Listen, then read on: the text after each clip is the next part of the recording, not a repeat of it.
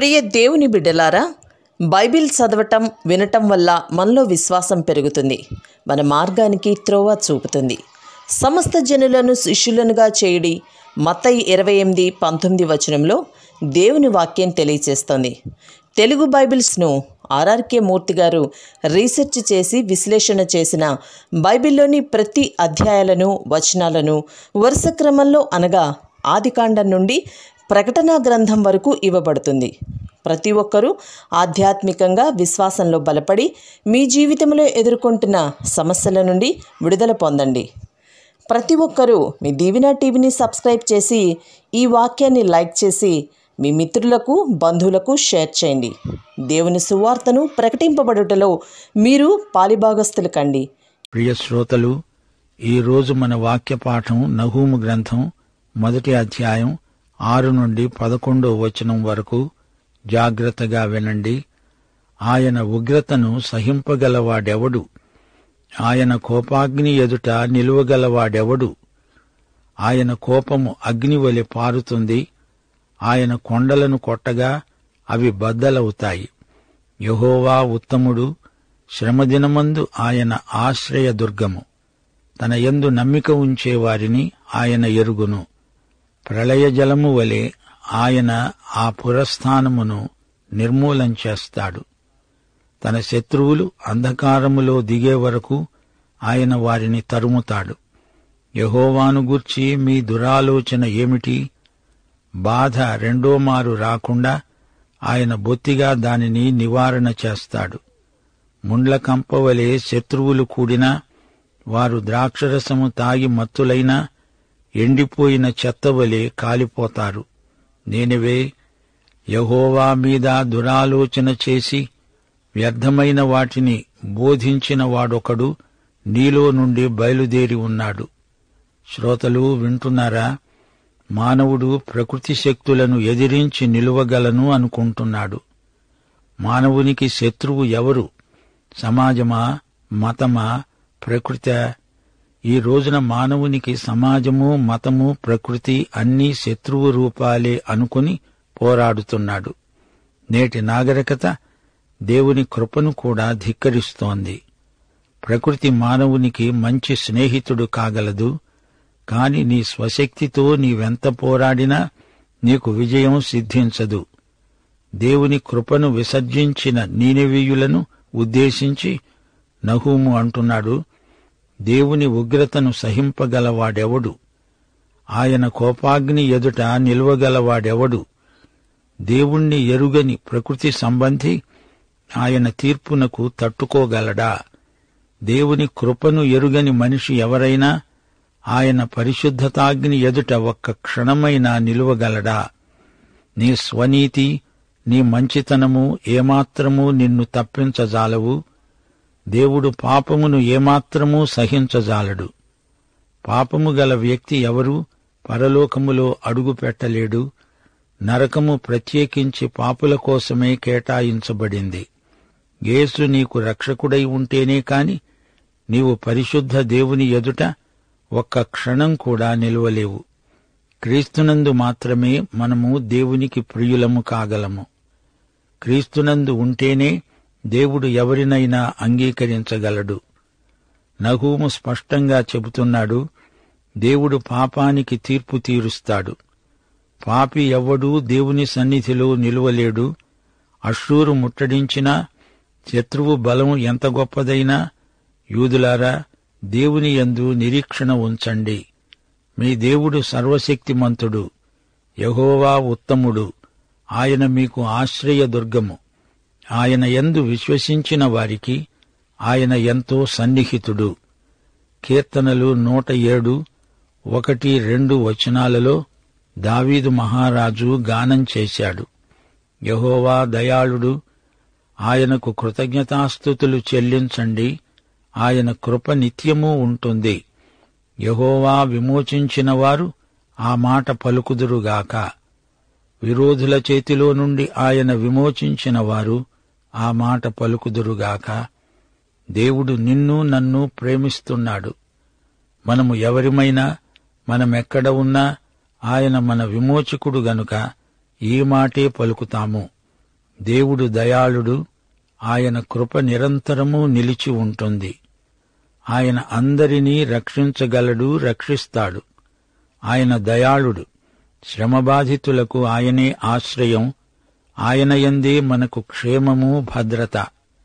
ఈ లోకమందలి మహాజనాభాలో ఆయన యందు నమ్మిక ఉంచిన నిన్ను నన్ను ఆయన ఎరుగును. ప్రభువు తన వారిని ఎరుగును. నీ పేరును దేవుడు తన గుండెపైన తన అరచేతిలో రాసుకున్నాడు. యూదావారలారా, అష్షూరును అంతమొందిస్తాను అంటున్నాడు దేవుడు. బబులోను సైన్యాలను ప్రవాహం ముంచివేస్తుంది. అంధకారం శత్రువులను కమ్ముకుంటుంది. అగ్ని దహించి వేస్తుంది. గాని గాఢాంధకారం అంతకంటే ఘోరమైనది. కటిక చీకటి నరకానికి సంకేతం. మత్తయి శుభవార్త 8వ అధ్యాయం 12వ వచనం, 22వ అధ్యాయం 13వ వచనంలో ప్రభువు నరకాంధకారాన్ని గురించి మాట్లాడుతూ అన్నాడు, వెలుపటి చీకటి అది, అందులోనికి త్రోయబడతారు. అక్కడ ఏడ్పు, పండ్లు కొరుకుతారు. పెండ్లి వస్త్రము లేకుండా వచ్చిన ఇతణ్ణి కాళ్ళు చేతులు కట్టి వెలుపటి చీకటిలోనికి తోసివేయండి. అక్కడ ఏడుపు, పండ్లు కొరుక్కోవడము ఉంటాయి. ప్రభువుకు వ్యతిరేకంగా మీరేమనుకుంటున్నారు? దురాలోచనలు చేస్తున్నారా? దేవుని తీర్పు ఉంది, జాగ్రత్త. అష్షూరీయులారా, మీ ఆలోచనలు నాకు తెలుసు. ఇశ్రాయేలు దేవుణ్ణి వ్యతిరేకించి మీరు బ్రతకగలరా? మీ బెడదను నేను పూర్తిగా నివారణ చేయబోతున్నానని తెలుసుకోండి. యెషయా 37వ అధ్యాయంలో ఈ ప్రవచనం నెరవేర్పు తేటగా చూపబడింది. అష్షూరు, నీకు రెండో తరుణము నేనివ్వను. మీ గడువు తీరింది. కృప కూడా మీకు అందుబాటులో లేని స్థితికి మీరు వచ్చారు. ఇక మీకు నాశనమే. తీర్పును మీరు తప్పించుకోలేరు, అసాధ్యం. ముండ్ల కంపంలాగా వస్తారా? ఎండిపోయిన చెత్తవలే దహించబడతారు. ద్రాక్షరసం తాగి మత్తులైన మీరు చెత్తలాగా కాలి బూడిద అయిపోతారు. ఆ మంటను మీ ద్రాక్షరసము ఆర్పగలదా? యెషయా 37వ అధ్యాయం 36, 37 వచనాలలో ఈ వివరం చెప్పబడింది. నీనెవెలో అందరూ మద్యముతో మత్తులై దుర్వ్యాపారం చేస్తున్నారు. దేవుని ఉగ్రతాగ్ని వారిపై రగులుకుంటుంది. దేవుడు ప్రేమగలవాడు, ప్రేమిస్తాడు. నశించిన వారిని ఆయన ప్రేమిస్తాడు. 1 యోహాను 2వ అధ్యాయం 2వ వచనం, యేసే మన పాపములకు శాంతికరమై ఉన్నాడు. మన పాపములకు మాత్రమే కాదు, సర్వలోకమునకు శాంతికరమై ఉన్నాడు. శాంతికరము అంటే ప్రాయశ్చిత్తం. మానవులందరూ పాపులు గనుక నశించిన వారైనప్పటికీ దేవుడివ్వచూపే రక్షణను అంగీకరించిన వారే విముక్త ప్రజానీకమవుతున్నారు. సార్వత్రిక సువార్తను విన్నవారు వివిధ జాతులకు చెందినవారు. అయితే నీనెవె వారు తిరిగి భ్రష్టులైపోయారు. దేవుని మాట వినకపోతే వారికి నాశనం తప్పదు. నీనెవె నుండి ఒకడు వస్తాడు అంటే అతడే సన్హెరీబు. అతడు అష్షూరు రాజు. 2 రాజుల గ్రంథంలో 2 దినవృత్తాంతములు 32వ అధ్యాయంలో, తిరిగి యెషయా గ్రంథం 36, 37 అధ్యాయాలలో సన్హెరీబు సంగతి ప్రస్తావించబడింది. 3 చోట్ల ఈ విషయం చెప్పబడింది గనుక ఇది ముఖ్యమైన సంఘటన అని మనం గ్రహించాలి. 2-3 సాక్ష్యం నిరభ్యంతరంగా అంగీకరించబడుతుంది గదా. దురాలోచన చేసి వ్యర్థమైన వాటిని బోధించినవాడు నీలో నుండి, అనగా నీనెవె నుండి వస్తాడు. ఈ వ్యక్తి సన్హెరీబు. ఈ రాజు యెరూషలేముకు వ్యతిరేకంగా మాట్లాడాడు. ముందుగా ఈ రాజు గొప్ప సైన్యంతో రబ్షాకేను పంపాడు. యూదా రాజైన హిజ్కియాను ఈ రబ్షాకే బెదరించాడు. హిజ్కియా ఈ బెదరింపులకు అట్టిట్టయిపోయాడు. హిజ్కియాకు నిద్ర పట్టలేదు. అతడు దేవుని ఆలయానికి వెళ్ళాడు. దేవునికి మొర్రపెట్టుకున్నాడు. యెషయా ప్రవచనం చెప్పాడు. రబ్షాకే ఏమీ చెయ్యలేడు.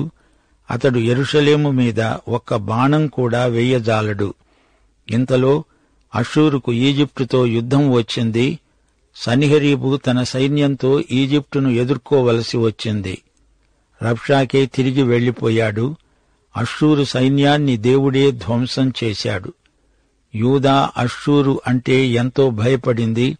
ఇశ్రాయేలు చెరలోకి పోవడం, శత్రువు క్రూర వైఖరి యూదా వారికి ఎంతో భయం గొల్పిన వార్తలు. ప్రియ శ్రోతలు, వింటున్నారా? నహూము 1వ అధ్యాయంలో మన దేవుడు ఎలాంటివాడో ప్రవక్త మాటల్లో స్పష్టంగా వర్ణించబడింది. యెహోవా దేవుడు పౌరుషము గలవాడు. దేవుని ప్రజలు ఆయనకు సంపూర్ణ విధేయత చూపాలి. దేవునికి పోటీ మరెవ్వరూ ఉండడానికి వీల్లేదు. ఒక భర్త తన భార్య విషయమై ఎంత పౌరుషంగా ఉంటాడో, తల్లి తన బిడ్డ పట్ల ఎంత ప్రేమ చూపెడుతుందో, దేవుడు అంతకంటే ఎక్కువగా తన వారి ప్రేమను కోరుతాడు. తన ప్రజలలో అవిధేయతా పాపం ఉంటే మహిమగల దేవుడు గనుక తప్పక శిక్షిస్తాడు. దేవుడు దీర్ఘశాంతము గల యెహోవా. ఆయన తొందరపడి చర్య తీసుకోడు. పాపులు మొదట తన మాట వినాలని, పశ్చాత్తప్తులవ్వాలని దేవుడు కనిపెట్టి చూస్తాడు. నిర్గమకాండం 34వ అధ్యాయం 6వ వచనం, యెహోవా కనికరము, దయ, దీర్ఘశాంతము, విస్తారమైన కృపాసత్యములు గల దేవుడైన యెహోవా. సంఖ్యాకాండం 14వ అధ్యాయం 18వ వచనం, దోషమును అతిక్రమమును పరిహరించేవాడు, అపరాధిని నిరపరాధిగా ఎంచక 3-4 తరముల వరకు తండ్రుల దోషమును కుమారుల మీదికి తెచ్చేవాడై ఉన్నాడు. రోమాపత్రిక 9వ అధ్యాయం 22వ వచనం, దేవుడు తన ఉగ్రతను అగపరచుటకు, తన ప్రభావమును చూపడానికి ఇచ్చయించినవాడై నాశనమునకు సిద్ధపడి ఉగ్రతాపాత్రమైన ఘటములను ఆయన బహుదీర్ఘశాంతముతో సహిస్తే మటుకు ఏమిటి? దేవుడు సార్వభౌముడు. ఆయన చిత్తానికి, ఇష్టానికి, సంకల్పానికి తిరుగులేదు. దానిని ఎవరూ అడ్డుకోజాలరు. సమస్తము ఆయన వశంలో, ఆయన అదుపులో, స్వాధీనంలో ఉన్నది. సమస్త సృష్టిని ఆయన శాసించగలడు. దేవుడే కోపిస్తే ఆయన ఎదట ఎవరు నిలువగలరు? దేవుడు ఉత్తముడు. మంచితనమే దేవుడు. నినెవే సైన్యం మీదికి వరదలు వచ్చి పడతాయి. అగ్ని ప్రళయంలో శత్రుమూక భస్మీపటలమైపోతుంది. అయితే దేవుని బిడ్డలకు, దేవుని ప్రజలకు ఆయనే ఆశ్రయదుర్గం. 46వ కీర్తనలో గేయకారుడు శ్రావ్యంగా గానం చేశాడు. దేవుడు మనకు ఆశ్రయం, దుర్గం. ఆపత్కాలమందు ఆయన నమ్మదగిన సహాయకుడు. పర్వతాలు కదిలినా, నడి సముద్రంలో పర్వతాలు మునిగినా భయపడము. సర్వోన్నతుని మందిరపు పరిశుద్ధ స్థలమందలి సంతోషం చెప్పతరం కాదు. అరుణోదయమందు దేవుని సహాయం నాకుంది. రాజ్యాలు కదలిపోతాయి. దేవుని పట్టణానికి చలనము లేదు. దేవుని కంఠధ్వనికి భూమి కరిగిపోతుంది. యెహోవా చేసిన కార్యములు చూడదగినవి. యుద్ధాలు మాన్పుతాడు. శత్రు యుద్ధ రథాలను అగ్నిలో కాల్చివేస్తాడు. అన్యజనులలో నేను మహోన్నతుణ్ణి. దేవుడే మనకు ఆశ్రయం. నహూము స్పష్టీకరిస్తున్నాడు. యెహోవా తన ప్రజలకు ఆశ్రయం. నినెవే రాజు వీరిని ఏమీ చెయ్యలేడు. శత్రువుల నుండి తన ప్రజలకు కాపుదల యెహోవాయే. దేవునియందు నమ్మిక ఉంచేవారు దేవునియందు సురక్షితంగా ఉంటారు. శ్రమదినమందు దేవుడే వారికి ఆశ్రయం. మనుష్యులను నమ్మటం కంటే మన సృష్టికర్త అయిన దేవుణ్ణి నమ్ముకోవడం ఎంతైనా మేలు. దేవుని ప్రేమ, దేవుని జ్ఞానం, దేవుని నడుపుదల ఎంతైనా నమ్మదగినవి. యెహోవాయే వారికి బలం. ఆయనే వారికి కేడెం. విశ్వాసులను ఆయన బాగా ఎరుగును. వారిని క్రీస్తునందు తన ప్రియబిడ్డలుగా ఆయన గుర్తించాడు. హోషేయ 13వ అధ్యాయం 5వ వచనంలో దేవుడన్నాడు, మహా ఎండకు కాలిన అరణ్యములో నిన్ను స్నేహించిన వాడను నేనే. దేవుడు వారికి క్షేమము, భద్రత అనుగ్రహించాడు. దేవుడు తన బిడ్డలపై ఎంతో జాలిగలవాడు. తల్లి అయినా తన బిడ్డను మరుస్తుందేమో కాని దేవుడు తన బిడ్డలను ఎన్నడూ విడువడు, ఎడబాయడు. దేవునికి విరుద్ధంగా బ్రతికేవారు అంధకారంలో నివసిస్తున్నారు. వారు దేవునితోనే కాదు, దేవుని ప్రజలతో కూడా విరోధం పెంచుకుంటారు. లోకంలో ప్రజలందరూ రెండు వర్గాలు, దేవుని స్నేహితులు, దేవుని విరోధులు. ఇది నైతిక ఆధ్యాత్మిక విభజన. దేవుడు తన వారికి క్షేమము భద్రత కల్పిస్తాడు. అది ఆయన బాధ్యత. సన్నిహరీబు సైన్యం వచ్చి యెరూషలేమును ముట్టడించినప్పుడు 2 దినవృత్తాంతములు 32 అధ్యాయం 7-8 వచనాలలో హిజ్కియా అన్నాడు, మీరు దిగులు పడకండి, ధైర్యము విడువకండి. అష్షూరు రాజుకైనా అతనితో కూడా ఉన్న సైన్యము అంతటికైనా మీరు భయపడవద్దు, విస్మయమొందవద్దు. అతనికి కలిగి ఉన్న సహాయము కంటే ఎక్కువ సహాయము మనకు కలదు. మాంస సంబంధమైన బాహువే అతనికి అండ. మనకు సహాయము చేయడానికి, మన యుద్ధములను జరిగించడానికి మన దేవుడైన యెహోవా మనకు తోడుగా ఉన్నాడని చెప్పగా, జనులు యూదారాజైన హిజ్కియా చెప్పిన మాటయందు నమ్మిక ఉంచారు. దేవుని ఆశ్రయం మనకు ఎల్లప్పుడూ అందుబాటులో ఉంది. దేవుడే మనకు ఆశ్రయపురం. క్రీస్తునందే మనకు ఆశ్రయం. క్రీస్తునందే మనకు నిత్య క్షేమం, శాశ్వత భద్రత. యెహోవా యూద ప్రజలకు ఆశ్రయమైతే బయట అంధకారమున్నది. ఎన్నో ఉత్పాతాలు, ప్రకృతి వైపరీత్యాలు ఉన్నాయి. ప్రియ శ్రోతలు, వింటున్నారా? దేవుని పట్ల తన వైఖరి ఎలా ఉన్నదో ప్రతి మానవుడు ఆత్మ పరీక్ష చేసుకోవాలి. నీవు దేవునికి స్నేహితుడవా, సన్నిహితుడవా? అలాగైతే నీ క్షేమమును గురించి, భద్రతను గురించి దేవుడు బాధ్యత తీసుకుంటాడు. నీవు దేవునికి శత్రువువైతే, దూరస్థుడివైతే దేవుని తీర్పు నీకు ప్రతికూలమవుతుంది. దేవుడు మారలేదు, ఆయన ప్రేమ మారలేదు. గాని నిన్ను నీవే దేవునికి ప్రతికూలంగా చేసుకున్నావు. మనిషి తన వైఖరి మార్చుకోకపోతే తన నాశనానికి తానే బాధ్యుడవుతున్నాడు. దేవుని తీర్పులు న్యాయసమ్మతమైనవి. ఈ పాఠంలో 9-10 వచనాలలో పాపాన్ని గురించి ప్రస్తావన వచ్చింది. యెహోవాను గురించి మీ దురాలోచన ఏమిటి? అదే పాపం అంటోంది దేవుని వాక్యం. దేవుని నియమానికి, చిత్తానికి, దేవుని ఆత్మకు వ్యతిరేక వైఖరే పాపం. శరీరానుసారమైన మనస్సు దేవునికి విరోధం. రోమాపత్రిక 8వ అధ్యాయం 7వ వచనం ఇదే మాట అంటోంది. శరీరానుసారమైన మనస్సు దేవుని ధర్మశాస్త్రమునకు లోబడదు, ఏమాత్రమును లోబడనేరదు. శరీరానుసారులు దేవునికి విరోధులవుతున్నారు. వీరు దేవునికి కృతజ్ఞత చూపరు, చెప్పరు. శరీరపు మనస్సు స్వామిద్రోహమవుతుంది. భక్తిరహితమైన స్వార్థమే శరీరానుసారమైన మనస్సు. ఆలోచనల్లో పాపం మొదలవుతుంది. పాపమనేది మనస్సులో, ఆలోచనల్లో అంకురిస్తుంది. ఆంతర్యములోని ఆలోచనే పాపమునకు ప్రారంభ దశ. వ్యభిచారం, దొంగతనం, హత్య ఇవన్నీ మనస్సులో, ఆలోచనల్లో నుండే పుట్టుకొస్తాయి. దేవా, నాయందు శుద్ధ హృదయము కలుగచేయి అని దావీదు ప్రార్థించాడు. దేవునికి వ్యతిరేకంగా పోరాడే అష్షూరు సైన్యమా, నీకు అపజయం తప్పదు. పాపము వలన వచ్చే జీతం మరణం. ఇదే ఆధ్యాత్మిక నియమం. పాఠం ఇంతటితో సమాప్తం. యేసు ప్రభువు వారి కృప, యెహోవా దేవుని ప్రేమ, పరిశుద్ధాత్మ యొక్క నిత్య సహవాసము మనకు సదాకాలము తోడై ఉండునుగాక. ఆమేన్.